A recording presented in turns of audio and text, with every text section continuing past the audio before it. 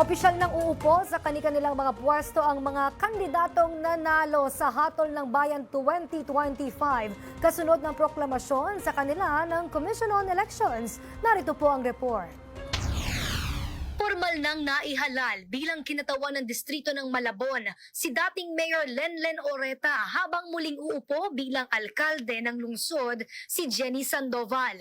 Katuwang niya bilang Vice Mayor si Edward Nolasco. Sa Caloocan muling magsisilbi bilang kinatawan ng unang distrito si Oka Malapitan at si Dean Asistio bilang representative ng ikatlong distrito. Panalo naman sa ikalawang termino bilang mayor si Along Malapitan.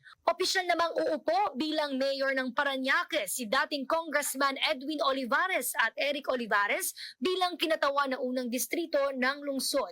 Sa ikalawang pagkakataon na ipanalo ni Attorney Bel Zamora ang pagiging kinatawan ng San Juan, uupo naman bilang konsehal ng Pasay si Tonio Cuneta. Nagpasalamat at nangako ang mga nanalong kandidato na hindi nila sasayangin ang tiwala sa kanila ng taong bayan.